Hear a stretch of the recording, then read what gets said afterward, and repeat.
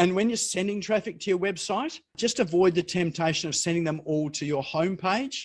You really want to send them to the most relevant page that you can for the question that they've got, for the search term that they're asking for. If you do that, that's the first thing you should do, and that there alone will increase your inquiry and conversion rate.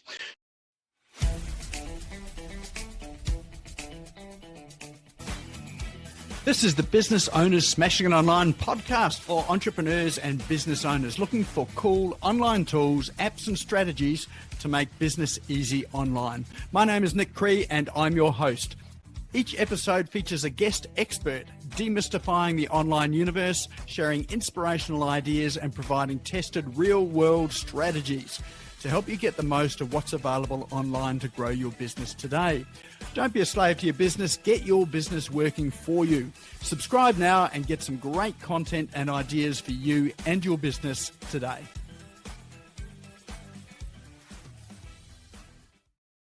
All right, well, I reckon we're probably ready for our main topic. Are you ready? Anyone want some free traffic strategies? Anyone pay for ads here? Anyone pay for Facebook ads or whatever? Yeah, okay, good as gold. Look, this tonight is not an alternative to ads. It should help you to improve your ads, and it should help you to get more traffic to your website that you're not paying for. And it will also, if you are paying for traffic and are paying for ads, if you improve some of these things with your website and use them in combination, you'll actually get more leads and inquiries coming out of it, and more inquiries. So tonight is really about, it's not about you having any particular specialist knowledge or being techie or really a web guru. It really is designed for, you and business to be able to grasp and take hold of some of these things. Lots of resources around there to help you as well too. Obviously, I won't be able to get through all of them. In terms of, a lot of depth, but I'll give you as much as I can, and hopefully it raises more questions for you as well too, to help you to go and do some more research and finding out. Now, I wouldn't expect you're going to implement all of these. I would recommend that you have a look at the 7 that I show you and look at what your low-hanging fruit's going to be. What's going to be the easiest thing for you to be able to implement? Implement it 100%. So don't get halfway through and give up and not finish it or go to the next thing. Make sure you finish it before you move on to the next one. Because if you've got 3 traffic strategies that are unfinished, or 4 traffic strategies are unfinished, you're getting no traffic. You're getting no benefit at all.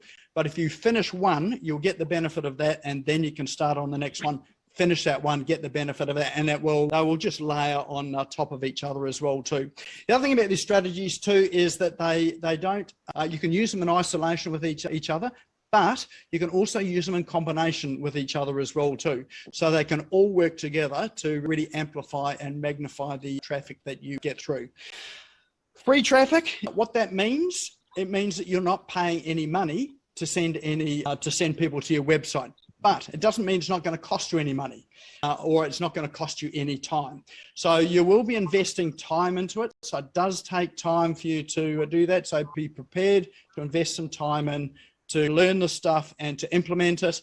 Where the money comes in, sometimes there are tools there that you might need to pay for to help you with it as well. If it's a tool that's going to help you, pay for the tool if it's going to give you the benefits as well. Don't go overboard and pay for every tool, but just look at the ones that are going to be critical for you, that are really going to work for you. The advantages of free traffic over paid traffic is when you are running ads, when you stop paying for them, the traffic stops. So if you're running Google ads and you stop paying for those ads no longer show. You don't get any more clicks through to your website. So you have to keep paying for it in order to get the traffic. Free traffic, you don't have, once you've got it set up, it's hard to turn off. So let's say you have your website, there's a page on your website that's on page 1 and in first position in Google search results. You can't turn that off.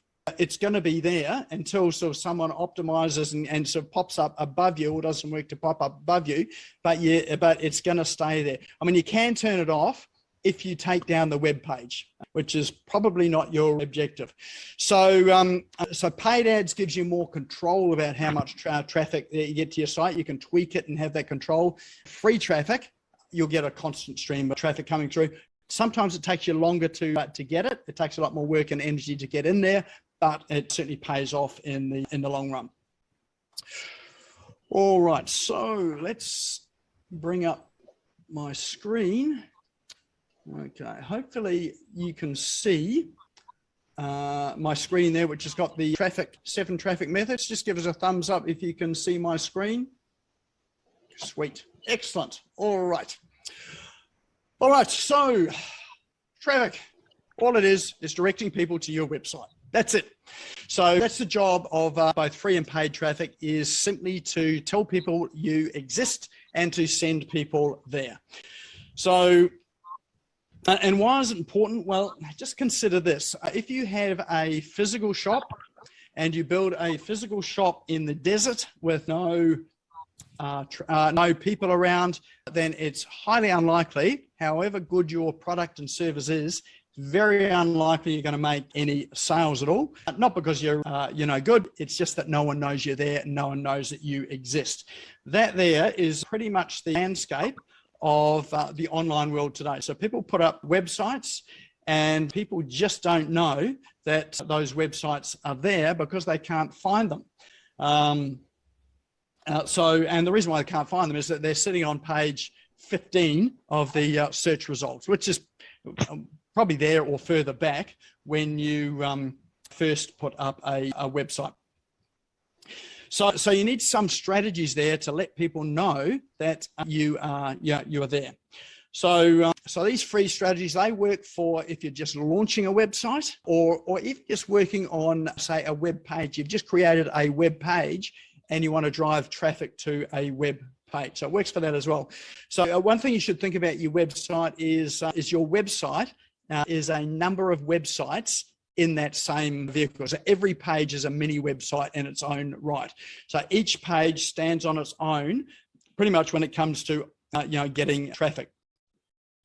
So, and when you're sending traffic to your website, just avoid the temptation of sending them all to your home page. You really want to send them to the most relevant page that you can for the question that they've got, for the search term that they're asking for. If you do that, that's the first thing you should do, and that there alone will increase your inquiry and conversion rate.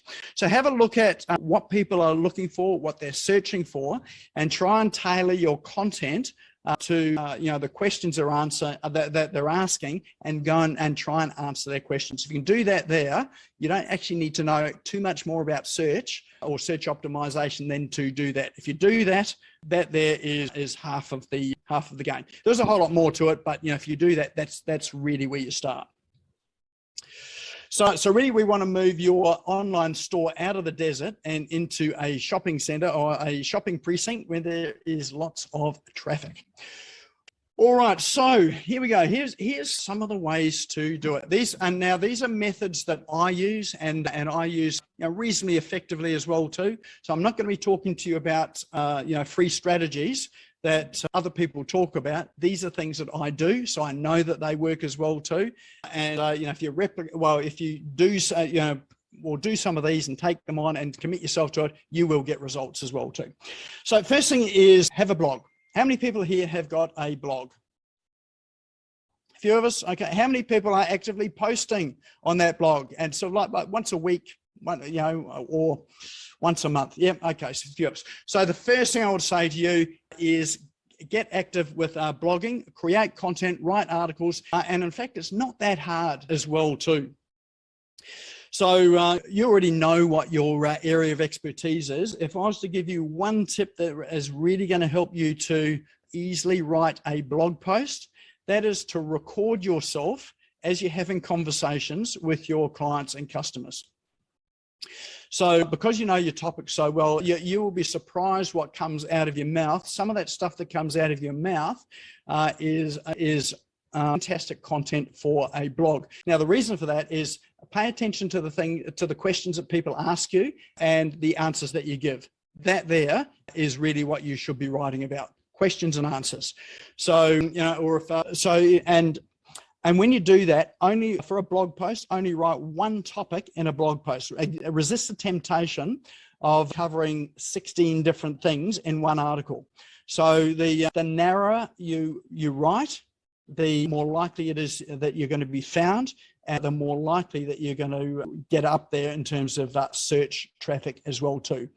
So, and again, it comes back to what I was saying before, that if you can sort of think about long tail keywords. Let me give an example there. It's like a keyword is someone's wanting to buy a car. So a keyword is a car. That's a keyword. So that's really broad. We want to narrow it down. Then we'll say buy a car. So that's narrowed the search down. That's 3 words in there, and you know that sort of someone that types in buy a car is probably interested in buying a car. But even that's still pretty broad as well too. So then think about your search term as what type of car are they looking to buy. So you might think about a term like where to buy a Mini. So that's now becoming a long tail keyword, because they're getting specific about the type of car that they want. And then if you go even further, it's like where to buy a red Mini with mag wheels that has got a spoiler on it in the Gold Coast. That there is what you call a long tail keyword. And if you can write to those and answer those questions, then you have a infinitely better chance of getting up in the search engines, getting you onto page 1 of Google search for, when people are asking those questions there. And if you do that, that's your quickest source of starting to get some free traffic. Now you might ask, well, how do I know what people are asking? Fortunately, there are a heap of good tools out there. Let me just find one of them for you. Let's get back to the browser. All right. And here's another app and tool. Some of you have seen this one before. This one's called AnswerThePublic.com. So this should be your best friend. There is an alternative, which is AskSocrates.com. But what this tool does is, there you go, they've got a search term in there, chocolate. Let's actually just refine it down to dark chocolate. And you can choose your occasion. So let's have a look. What have they got? What do we got? We want to find out what New Zealanders think about what they're searching for in dark chocolate. So click search. And what Answer the Public does and Ask Socrates does is it will go out and it scrapes the search terms from Google. So these are actual terms people are actually searching for today, and these are the top searches that they're looking for. So, and to show you where they get these results from as well too, let's just get to Google and type in dark chocolate. Okay, so you see we've typed in dark chocolate, and you can see that underneath that there are what they call predictive search results. So these are it's anticipating what you're going to be searching for next, or the next word that you're going to have. How it anticipates that is the volume of people that are typing the next word. So dark chocolate, you've got 60,000 people searching. Dark chocolate benefits, 14,000 people are searching for that. So Google is saying, well, I reckon that you're probably, by the odds, are going to be looking at the benefits. If it's not one of those, maybe it's a dark chocolate Woolworths, because you're looking where to buy some, or Coles, Rocky Road, calories, there you go. So, and you can see the volume of search alongside it. I've actually got a plugin sort of installed, which tells me that as well too. But this is what's important. These are drop down of predictive results. Now, Answer the Public goes through and it just collates and groups all of those terms in the search. So you can see here there are lots and lots of search terms. So if you want to write blog posts on dark chocolate and you want to make them quite specific for long tail keywords, here you go. Here's a really good long tail one. Which dark chocolate is best for weight loss in India? So there you go. That is actually a highly searched term in New Zealand. So I don't know why it's highly searched in New Zealand. So there you go, because remember we've got search terms in New Zealand. So maybe there are a contingent of people looking for that to send recipes to the relatives. I don't know. So there you go. So I would be looking at writing these. Now the way to work these two is to group together similar terms, and I would look for maybe sort of 6 or 7 similar topics and write a paragraph about each of them and put it into one blog post under the main topic. So there you go. That's a really simple way to do it. And if you have a look through the terms here, lots and lots and lots of search terms. But what I recommend you do is, I see this button here says download CSV. Click that. It'll download all of the terms for you. You can start to organize it and can pretty much get together a 12-month calendar to create your social media or your blog content. So that's where you go. That's one of the places you can go and find keywords that people, or questions that people are asking, what they're actually searching for to really help you with your blog content. All right. If there was nothing else that you did at the end of tonight, and you just started a blog, that would be the one thing that I think would be at top of your list. And I think that's the one that's the lowest hanging fruit that's going to give you the most result. And the reason for that is, once you've got a blog, there are so many uses for that blog. You can share it in social media. You can grab snippets out and create images with text on it for social media, and with a link back to your website. You can have you can convert it with that text to audio tool that I showed you. Turn it into a podcast. Turn it into a video. You know, you can really sort of repurpose that a whole lot of different ways to start to use other free traffic mediums to drive more people back to your website. That makes sense? That helpful? All right.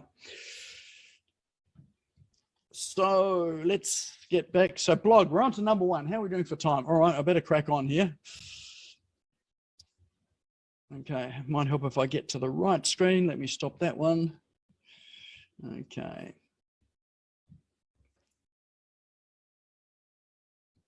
Way too many screens going here.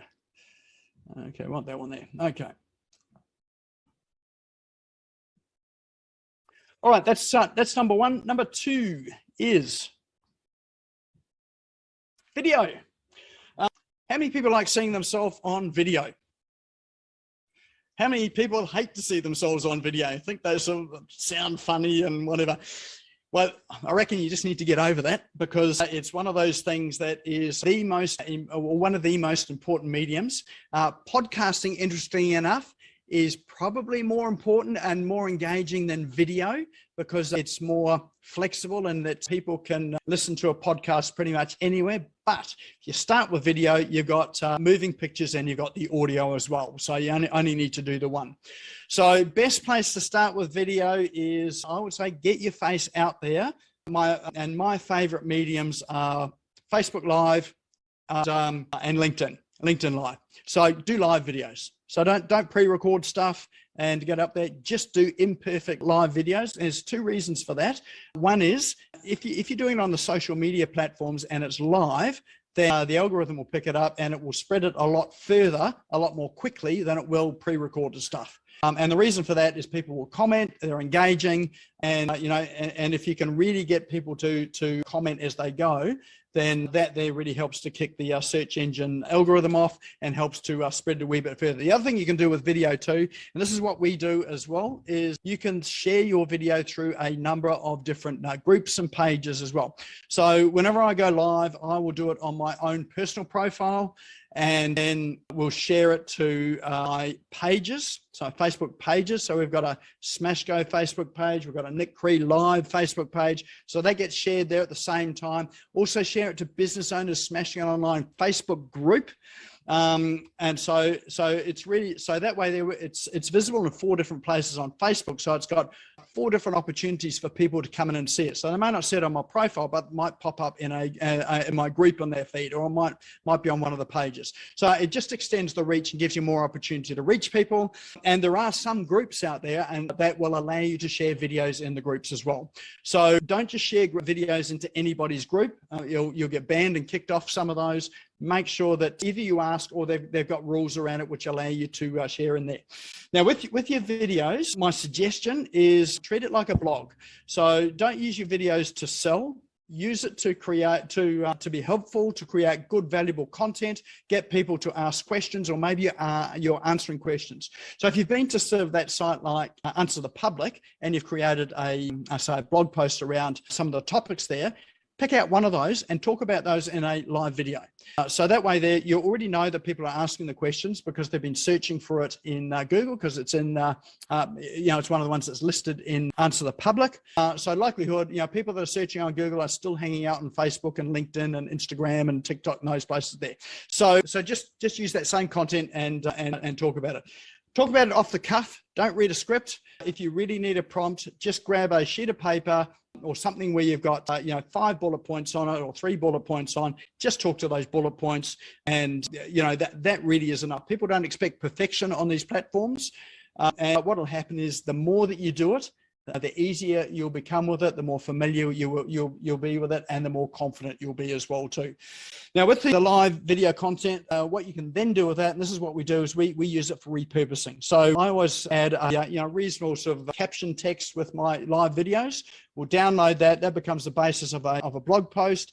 The Facebook live videos, we will download those and then upload the file to another app that I use called otter.ai. So that's probably one worth writing down. So otter.ai, what it does is it transcribes your voice or the audio, transcribe it, and so you can download that as a text document or a Word document. Reasonably accurate. You still need to tidy it up and fix it up, but at the very least, even if you didn't fix it up or tidy it up, you could grab that live video, put it into your website as a video post, put the transcription underneath it. You've probably got some reasonably good raw content there that's going to be picked up by our search as well too.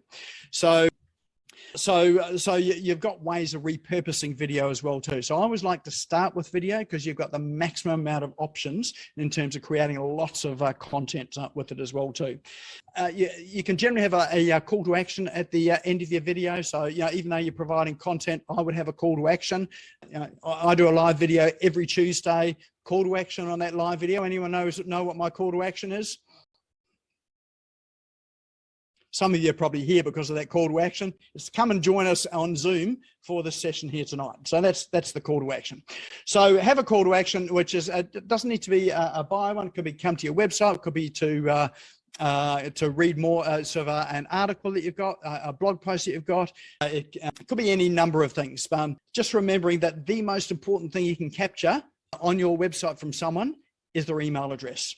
If you have that as your main objective, to get their email address, once you've got that, you now have a medium to be able to communicate with them for free through just sending emails to them.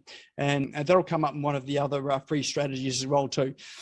I know that people say that email is dead or no one reads emails. If it's my kids, absolutely, they don't communicate at all on email. They only ever communicate on Snapchat. So they don't even read email. So you've got to look at the demographic as well too. But generally, so most people are reading emails these days, and we'll talk about that shortly as well. So video, encourage you to get out and then do it. Also with video as well too. YouTube is a great place. How many times have you gone to YouTube to look for a video on how to do something? Who's done that before? Yep. Okay. A few of us. I think that I'm a bit of a DIYer. I get out there I just need an excuse to use my Ryobi power tools, which, more than once when I bought it from Bunnings. So I'm always looking for projects where I can do things. I'm always looking to, how to do things. So for Bunnings, in fact, their website's really good as well too, because they've got how-to videos for all sorts of things there. They've got projects on there that I wouldn't even sort of have thought of that I could do, which interested me enough because they sent me a video about it. So I'm thinking, that's probably worthwhile trying as well too. Probably muck it all up, but it's, but they'll sell me all the equipment to muck it up with and all the materials. So, for them, it's great. So think about your ideal customers, the people that you help. How can you show them how to do things? So we've got a really good example tonight. I think it was Candace was asking about Chandel was asking about Elementor and how to do something. There is an ideal opportunity to create a video on a specific topic within that plugin called Elementor on how to do something. So think about those sort of things. So the question speed we're asking, how can you make a video that's going to show them how to do things and really important. Now the reason why that's important is that if you're the person that's showing them how to do things, even if you sell the product or service you're showing them how to do, not everyone's going to necessarily going to go and do it themselves. If they're looking for someone to help them, they're going to go to the person that seems to be the most knowledgeable. So the easiest way to be the most knowledgeable is to show them how to do things. There's an example of what is she? She's a town planner up in Brisbane. Name's Peter, I can't remember her last name, but she started answering emails with video. So whenever anyone asked her a question, she would answer by video. She'd upload them to the YouTube channel. She'd send them an email to say, look, I've answered your video. Here's a link to the YouTube or the YouTube link there. All the answers are there. And what she used to find is that she used to get asked the same question over and over again. And as she built up a bank of videos on YouTube, she just keeps sending, the people to the YouTube channel to get the answers. Saved a whole lot of time for her. But the other thing too is that sometimes people didn't email her for the questions because they knew it was just up on YouTube. So she started to get traffic on YouTube. Now, she was a young woman who is a town planner in a fairly male-dominated industry. She used to go along to industry events. And at those events were generally sort of middle-aged to older men who pretty much ignored her when she walked in the room because she was a young woman and what would she know? So, but what she found was that when she had her YouTube channel up and she had all these videos, she walked into a room and then all of a sudden these blokes that would ignore her would come up to her as the authority and say, look, I've looked at I've seen your videos. Fantastic, so she becomes a celebrity or not a celebrity, but an authority in her own field when she was not considered an authority before, for nefarious reasons with no basis, but that's just how the world works. So it really just helps you to establish your credibility and authority as well. And if you've got it up on YouTube, YouTube is a search engine. So if people are looking for information, they will search in YouTube. If they find it there, then that's a way to drive traffic to your website. So, and if I was to make a recommendation about that, I've said to you that you need to be blogging. I would also add video to it as well too, because again, that's a really quick and easy way to build your authority and to get free traffic. One tip in YouTube though, make sure you optimize your YouTube. So when you upload your videos, make sure that you include keywords in there that people are searching. So all those keywords that you got out of Answer the Public, include those in the keyword section as well. Also include your name and your business name as a keyword too. And in the description, put a description about what your video is about. At the very least, if you want a quick and easy way to provide a description, upload it to Otter and transcribe it, stick that transcription into the description. That's an easy way to do it. YouTube also has a transcription tool as well too. So, if you're looking for another transcription tool, YouTube will transcribe as well too. But in that description, the very first sentence or very first word in that description should be a link to a relevant page on your website that relates to that video. And when I say link, it needs to start with https:// and then your domain. So don't miss off that HTTPS, because what that does is it turns it into a clickable link in the description so people can just click on it and go to the website. If you don't have that HTTPS:// it's not a link, it's just words. They have to type it in or copy and paste it. So that's quite a simple trick. YouTube also has Creator Studio as well. If once you start to get into creating more videos, YouTube's Creator Studio, it's got a whole lot better. You can edit videos there.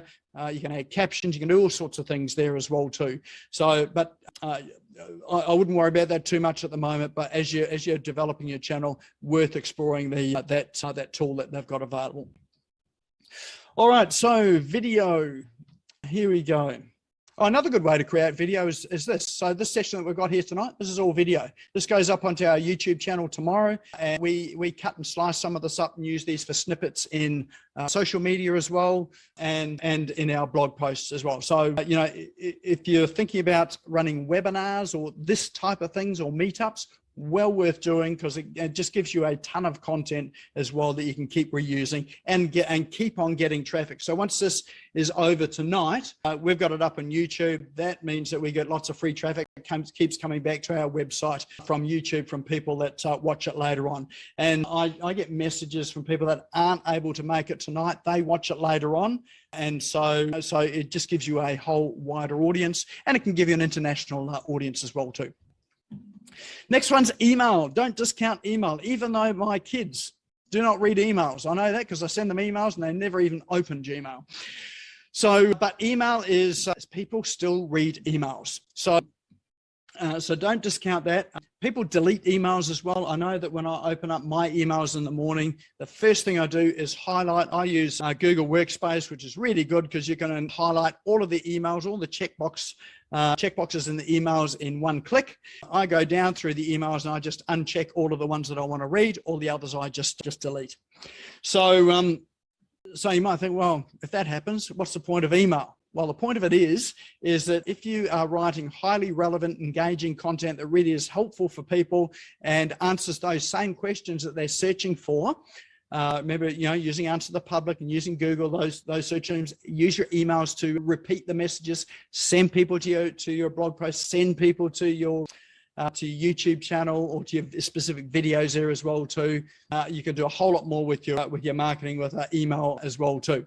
So again, with your emails, that tool that I spoke about before, what was that called? The headline analyzer.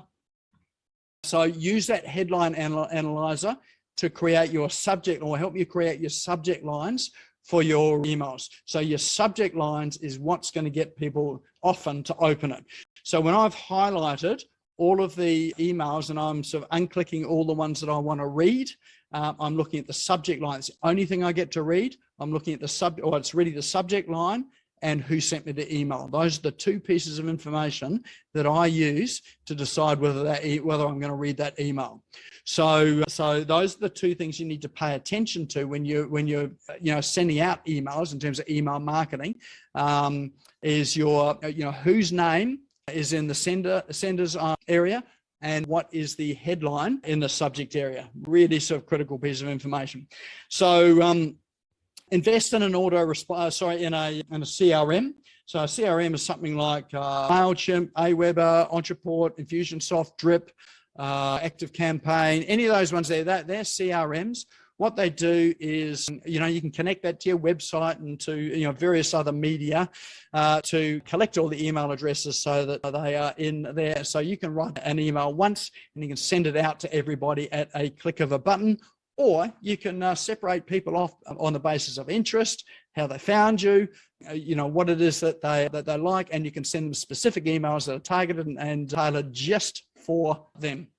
So emails are really good. Now, just to give you an example of how good emails can be, I'm sort of in the web space. So there's a chap out there by the name of Chris Lemmer. He lives in the United States. He's Cuban. He wears a hat and he smokes Cuban cigars. He's a big guy too, so he's really easy to recognize. But the great thing about Chris is he writes some really good stuff about WordPress and plugins, how to use plugins and themes and strategies and processes, putting together courses and membership sites. So he's just a really knowledgeable guy. Now, at the beginning of last year, he reinstituted his blog and email. So he had his blog and email together, and he sent out an email every single day. So every day he was sending out something that was relevant, helpful content with something to do with the WordPress ecosystem. Now, I would say I opened and read about 85 to 90% of those emails. So for me, and the reason why I did is because I was really interested in it. I knew that they were generally providing some value. I would learn something from it that would help me. And so I was looking forward to the emails and I would read them. There are other people that followed again, emails come through, I read them. The ones that I didn't read, I've always tagged them and made sure that I've saved them so I can come back to them. I never have gone back to them, but at least I've saved them in my email system as well. So think about your content that you're writing is what is it that your potential customers, or maybe they're your existing customers and clients, how can you be the most helpful to them in terms of answering their questions or giving them useful, helpful information that are going to help them on their journey or their transformation in terms of, whatever it is that they're looking for that you're able to provide. And if you're not sure and you're still not sure about Answer the Public, just ask them. The best way to do it is to send out an email and ask them what they're interested in. You'll be surprised what sort of responses you'll get back. Go to social media, put a post up on social media, ask them there, ask them to drop their comments in there as well too. So if you get that sort of engagement, then you're going to start to get a more highly engaged email list as well that are interested and wanting to receive your emails. If you want to make it easy for yourself too, the blogs that you publish, they can be exactly the same as the emails you send out. That's your email newsletter. I know Chris Lemmer, he does exactly the same thing. At the very top of the email, he says, this was first published on my blog with a link to the page on the blog there, but the blog and email are exactly the same. I use emails sort of differently as well. We obviously use it to let people know about these events or any other events that we're holding. I do use it for tutorials and information as well too, and for promoting and selling some of our programs as well too. So there's a whole lot of different ways, but the thing of it is that if you focus on driving traffic to your website using some of these free mediums in order to collect their email address and get them into your CRM, then you've got another source of free traffic by sending people out emails and getting them back to your website as well too. It doesn't matter that you're repeating in an email what's in your blog. Sometimes people won't read your blog, but they'll receive the email and they'll read it there. Sometimes they'll see your blog and they'll read that and they won't read your email. So you're actually covering a wider range of bases as well too. All right, so that is number 3. Where are we going? Let's power through some of these. Podcast, webinar, or guest.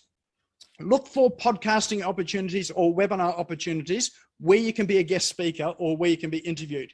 Now that is a fantastic source of free traffic, because what's happening there is you are being introduced as an expert to the audience of the person who owns the podcast or the webinar. So, and generally most of those people there will ask you for an offer. What can you give? What can you give my audience?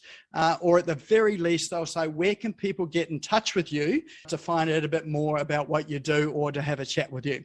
And so when you are on a podcast or webinar, make sure that you are prepared with a link that you can give people, and generally give one link. So don't say that, you can find me on LinkedIn at Nik Cree. You can find me on Facebook at Business Owners Smashing Online, or I'm on TikTok and all those sort of things there. Because all that will happen is people are going to get confused and they won't remember it.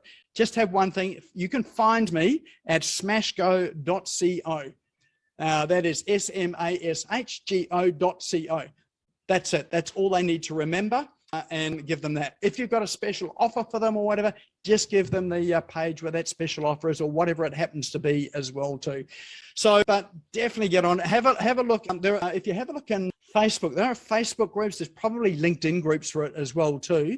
Look for podcast groups where people are looking for podcast guests. There are groups there that are specifically for podcasters that are looking for guests. Go and have a look in those groups and go and have a look through, and you can search them by industry as well. So, if you're just using, let's say you're a life coach, you're looking for life coaching podcasts, you can just type in life coach in the search there. You'll find sort of people in that sort of area there. Or let's say you're a web developer, you'll find people in that sort of area there.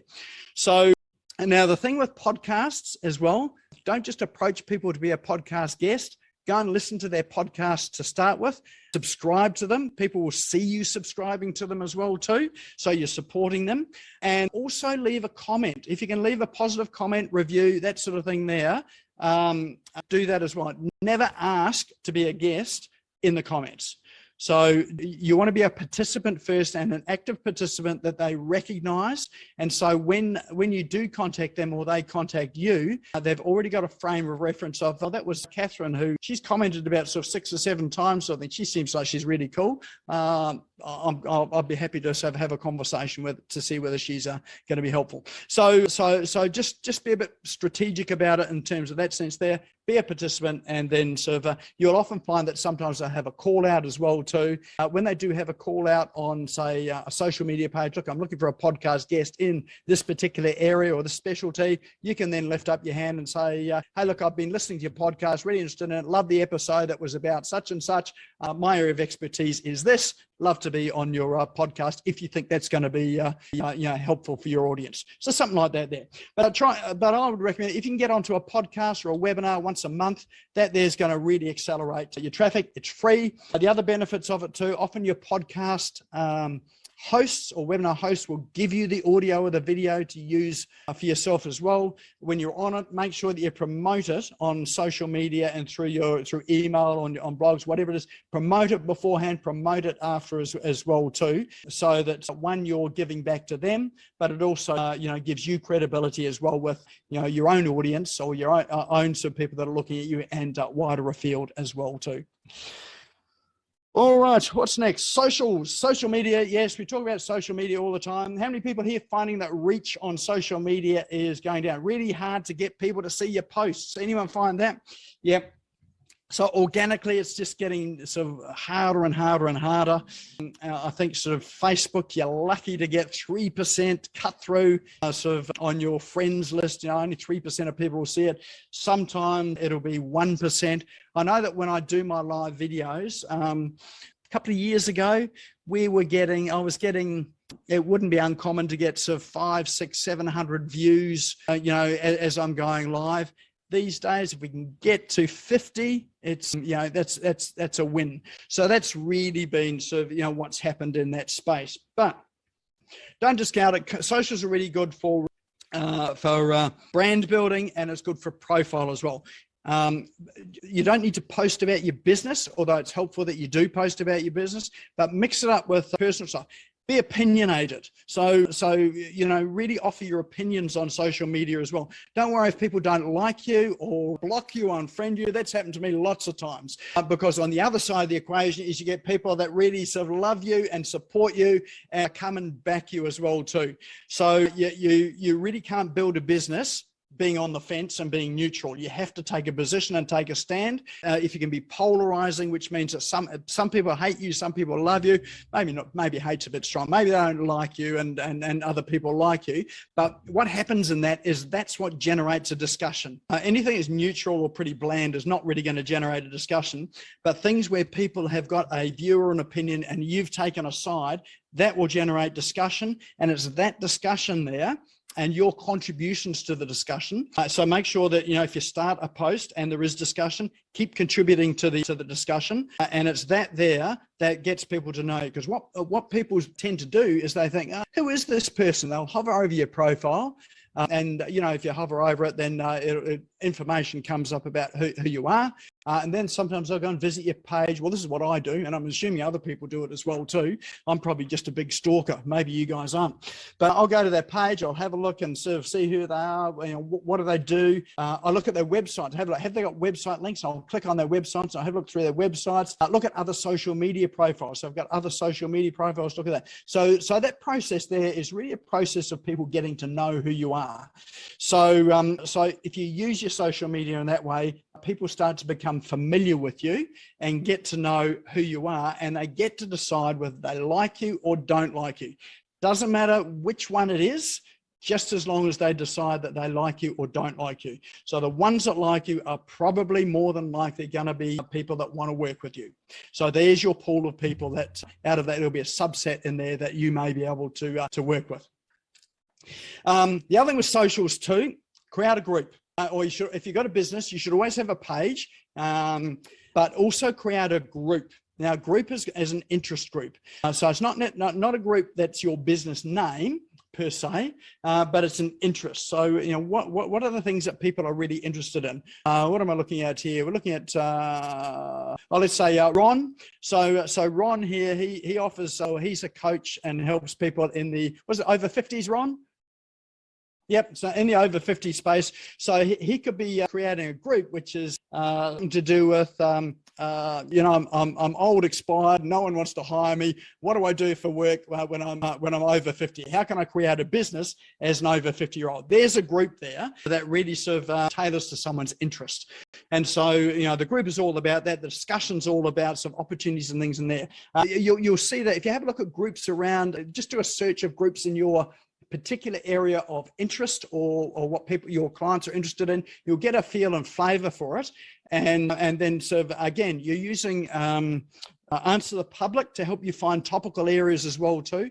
Use that there to really sort of help you to garner and generate interest. And then once you set up a group, invite like crazy. So invite as many people as you possibly can to the group. Best place to start, in fact, the only place to start is your own contact list in your personal profile. So it might be people you don't want to invite there, that's fine, but just go and invite like crazy.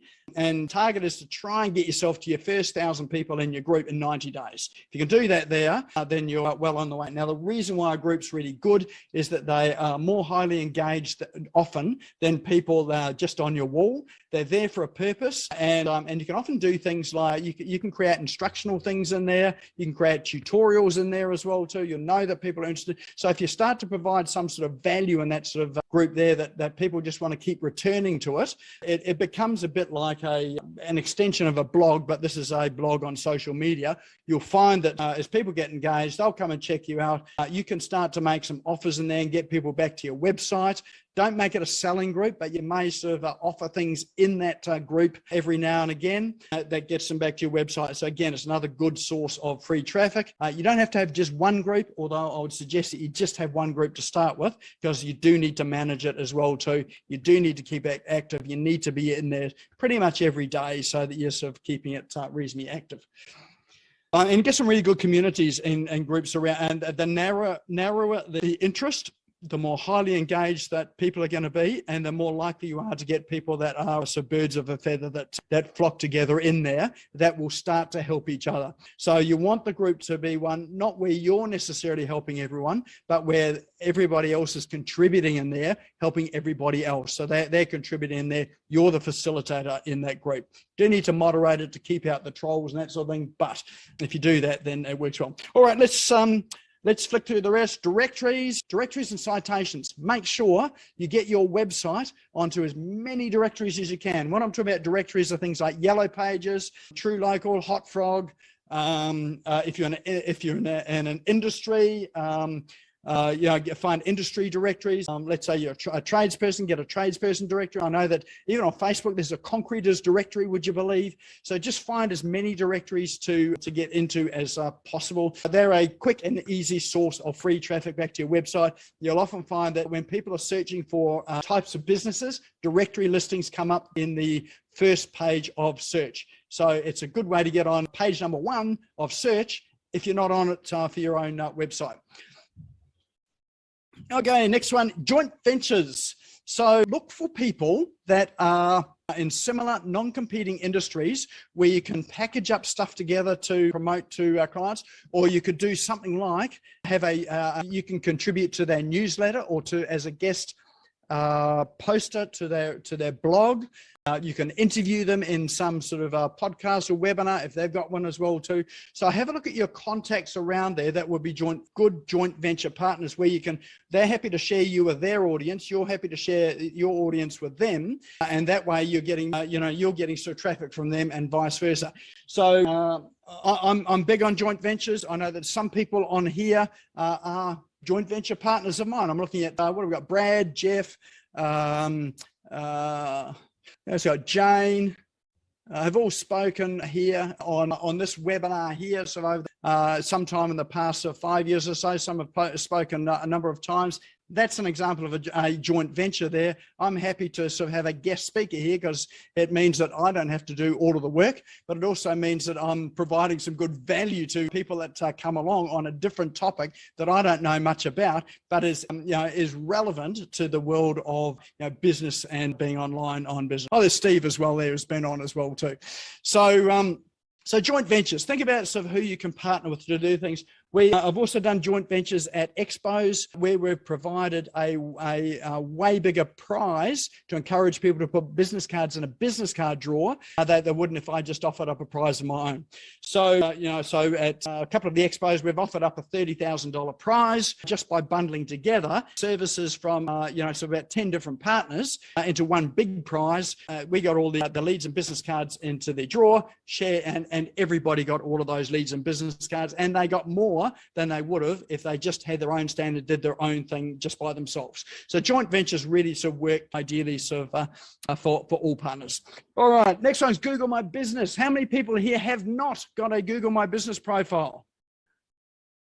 No? A couple of hands going up. Okay. Absolutely essential. you are missing out on free traffic with Google My Business. So Google My Business, if you're not sure what it is Google Maps. So when you have a look in the search results and you see maps appearing in the search pages, that's Google My Business. On the phone, often people search on a phone as well too, and they use Google Maps as a search engine. So they might not be searching in the website, they're just looking for things like optometrist near me because I've broken my glasses, I need to go to an optometrist, for instance. So Google My Business are really important. Definitely important for a local business. But even if you've got a global business, it's also important to have a Google My Business profile. A couple of things about it. It's easy to set up to claim your business. You need to have a physical address that you can receive a postcard to so that Google can verify you're an actual business that exists. And there is a wizard in there to set up Google My Business. Make sure you complete that to 100%. Most people only get to about 70 or 80% complete, but if you get it to 100% complete, that gives you an edge over those that have only got it 80% complete, and you are more likely to get above the search results there than someone who's only got it to 80% complete. Now, 100% complete means things like uploading videos to Google My Business, posting to Google My Business. A lot of people don't know that people can put posts up to Google My Business. They last for 4 weeks and then they disappear, but you can keep recycling the same posts again as well too. So upload images, videos, all that sort of thing, trading hours, but work through it. It's really important you get that done properly and well. Plenty of Google's got a really good guide in terms of how to fill it out as well too. And the other thing that Google My Business offers is a free website. Take advantage of that website. Don't use it as your main website. Use it as a link to your main website. So you can put your products and services on there and link it back to your website. So if people find it on Google My Business, they can click through to your actual website. Really good source of free traffic. Networking, so physical stuff. Don't discount the value of going out to networking groups. So networking groups are things like ABN, BX, BNI. There's a heap of them out there as well too. So again, they're really good sources of traffic back to your website. Make sure you've got business cards with your website on it. Any brochures and flyers you have out there, make sure they've got links on it. If you've got a banner, here's a tip for a banner. Make sure you've got a QR code on your banner that leads back to somewhere on your website. So, and with a QR code, so you can get a QR code. There are sites out there that allow you to create a QR code and change the destination. So you can have one QR code. Let's say if you're running a promotion this month or you've got an event on, that might lead to your event registration page. But next month that event's over, but you can go back to where you created the QR code, change the link that's in behind it, and then whenever anyone scans that same QR code on the banner the next month, it goes somewhere else. So that's a really good way to use it. I use it. I'm in a group called BX, and QR codes on my banners. Whenever I'm speaking, I'm standing in front of my banner's behind me, my QR code's over my shoulder. People that are watching that on Facebook are scanning the QR code to find my website. So not just the people that are in the room, but people that it's been streamed out to as well too. So there you go. There's an extra tip there that we're using QR codes strategically like that as well too. And there's lots of online networking groups. There's one I've just come across recently. I haven't been to it yet, so I'm interested to go to it, called the Lunch Club. So Google the Lunch Club, it's free. You get to meet people all over the world, but you can sort of refine it down to groups and interests as well too. All right, almost there. Free PR. Any opportunity you can get into the newspaper, take it. Get interviewed on the radio and the media, take it. So free PR is absolutely fantastic in that, excuse me, you could never hope to get the reach. Well, most of us could never hope to get the reach that you can get with a local newspaper, local TV or radio network.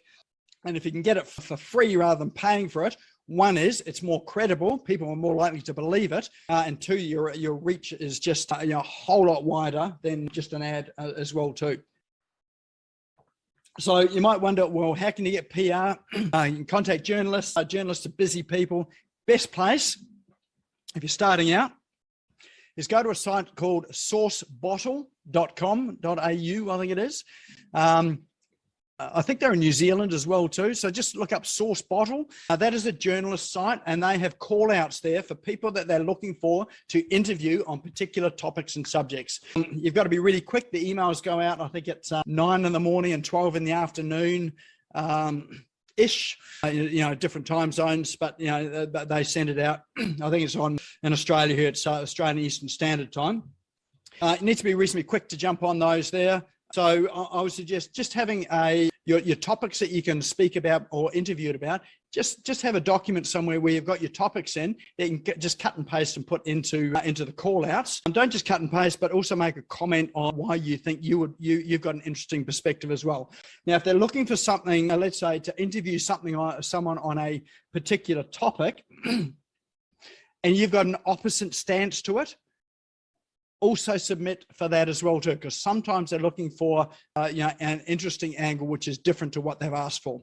So, but if you sign up to Source Bottle, they send an email out, so you just get it by email. You can scan it and decide whether you're going to respond, and they've also got a Facebook page as well too. All right, we are. Oh, actually, I said I was going to give you 7. I'm up to 11. I think I've just gone over, haven't I? You okay if I give you a couple more? All right, next one is to write a book.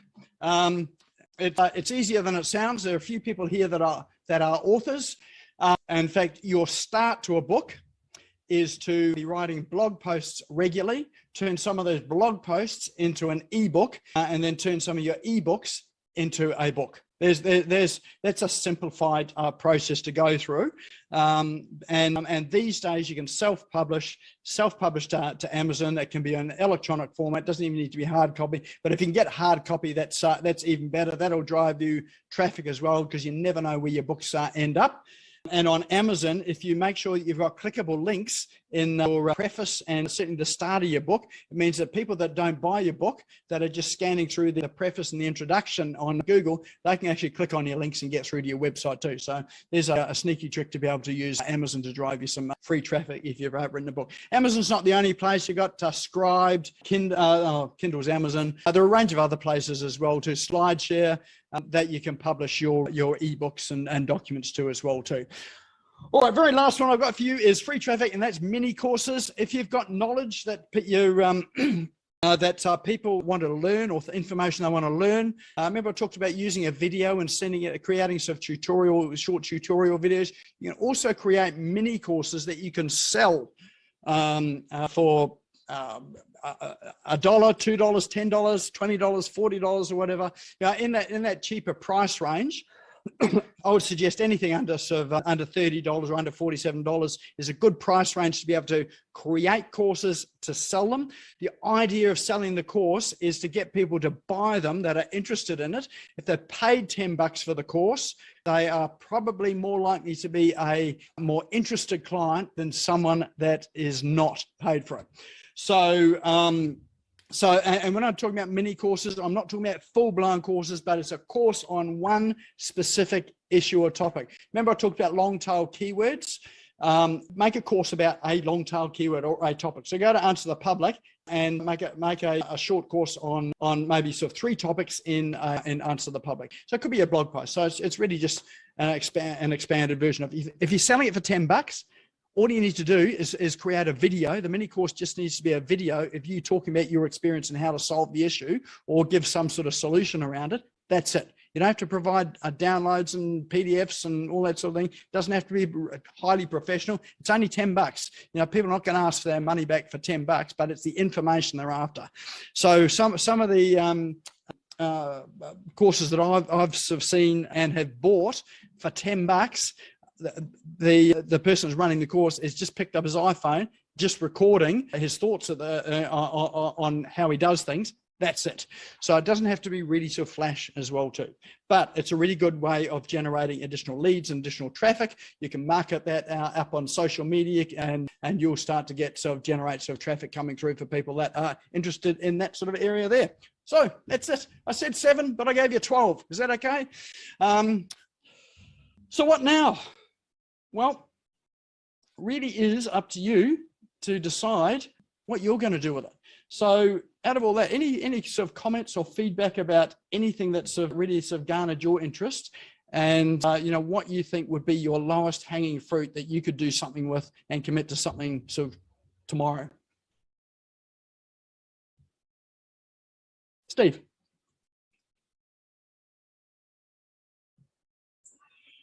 All right, I just wanted to let you know, I actually have a website that allows you to put your courses up for free, and it has a marketplace.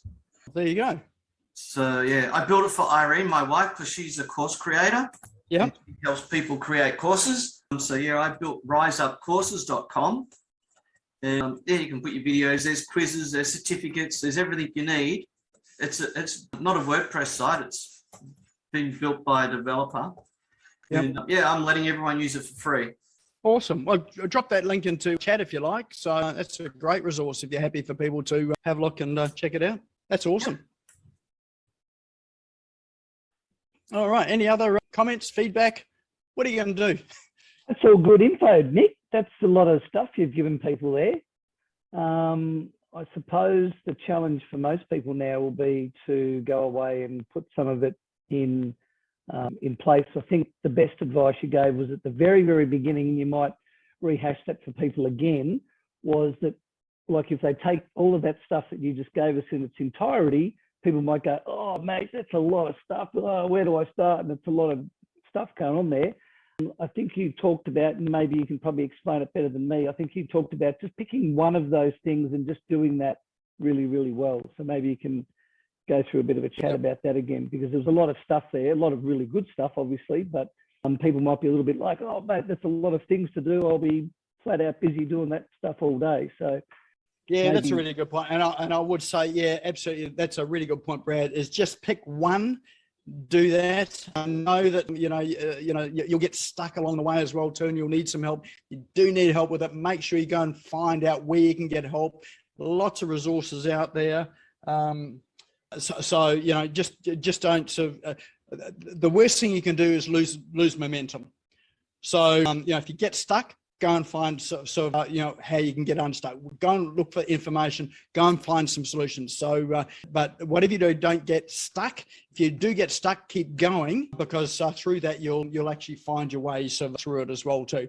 And remember that everybody's got to learn somewhere. Everyone's got to start somewhere. So if you think you're not very good, that's great, because everyone starts there and they only get better from there. All right. Any other last comments? Awesome. All right. Well, that's it. Just a quick question too. If any of those topics I've covered tonight, is there anything there that anyone here would have any interest in getting some sort of additional information on or help with, or that? So I'm not saying because I've got anything to sell you. I'm just curious to find out if there's anything there that you think would be you'd want to take further. If there is, just let me know, or just drop it in chat, just to give us some ideas to. I'd like to talk to you, Nick. Anne, yes. Tomorrow or sometime. Perfect. Yep. We'll organise a time. I'll leave it for you to do for me. Okay? Yep. You're on my list anyway, Anne. Are you? Yeah. How long's your list, Nick? Yeah. Well, it's only a short one. You're the only name on it. Excellent. All right. Well, what have we got in chat there? Yep. Okay. Website's going in fantastic. Just remember to save the chat. If you go to chat there, click the three dots on the bottom right-hand side. If you click that, you can save the chat to your computer. It means you've got all the information, links and all that sort of stuff if you want to go and check those out later on. All right. Well, there's our session for tonight. So thanks everyone for coming along. We'll be back here next Tuesday as well too with another topic. So and I look forward to seeing some of your content that you create over the next week. So feel free to drop some in Business Owners Smashing It Online Facebook group, message me, whatever sort of thing, share it with each other. So whatever you do, go and do something. All right, we're going to have a good night and we'll see you next week. Thank you for tuning in and listening to the Business Owners Smashing It Online podcast. You can also find me on social media and online. Just search for Business Owners Smashing It Online and Nik Cree, spelled Nikree, all one word. If you like this and want to hear more, subscribe now. Until next time, don't be a slave to your business. Get your business working for you.